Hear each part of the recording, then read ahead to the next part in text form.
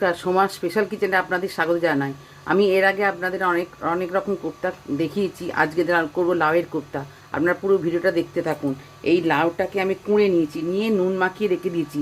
এই জলটা পুরো এরম করে চিপে চিপে জলটা চিপে চিপে জলটা নিতে হবে। আচ্ছা, এইরকম করে চিপে নেবো জলটা। এই চিপে নিচ্ছে, এই যে কত জল বেরোচ্ছে, এই যে চিপে নিয়ে এই জল, এতটা জল বেরিয়েছে। দিলাম অল্প নুন, যেহেতু এটা নুন দিয়ে মাখানো ছিল তাই অল্প করে নুন দিলাম। একটু চিনি দিয়ে দিলাম। আচ্ছা, এই যে বেসনটা এটা দিয়ে দিলাম। এই জিরে গুঁড়োটা দিলাম। আচ্ছা, কাজু কিশমিশ এটা ছোট ছোট করে কুচিয়ে রেখে যেটা দিলাম।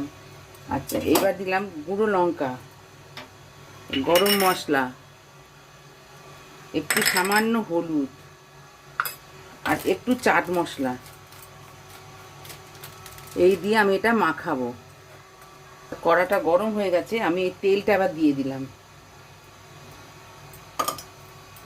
তেলটা গরম হতে হতে আমি এইগুলো এরমভাবে করে নেবো, কোপ্তাগুলো বানিয়ে নেবো গোল গোল করে। এটা গরম হয়ে গেছে, এবার কোপ্তাগুলো ভেজে নেবো। আমি এরমভাবে ভেজে নেবো কোপ্তাগুলো সব।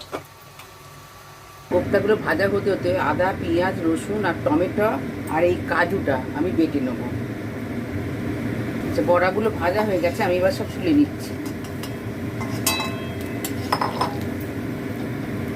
এবার তেলটাতে আমি একটু জিরে ফোড়ন দিলাম, দিয়ে এই আদা, পেঁয়াজ, রসুন, টমেটো বাটাটা দিয়ে দিলাম।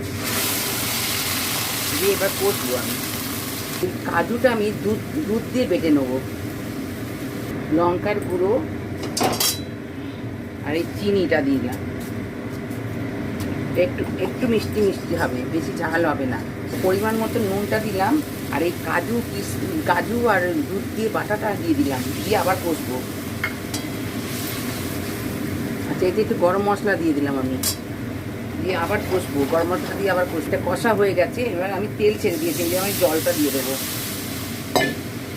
জলটা ফুটে উঠলে তবে আমি কোপ্তাগুলো দেবো। তো এটা ফুটে গেছে, এবার আমি কোপ্তাগুলো দিয়ে দেবো, এই ভাজা কোপ্তাগুলো দিয়ে দেবো। 2 মিনিট ফুটবে। এটা হয়ে গেছে, আমি একটুখানি ঘি দিয়ে আমি এটা নামিয়ে নেবো। আপনারা এইভাবে করে খেয়ে কমেন্টে জানাবেন। আজকের মতন এই পর্যন্ত। আপনারা লাইক সাবস্ক্রাইব করবেন। নমস্কার।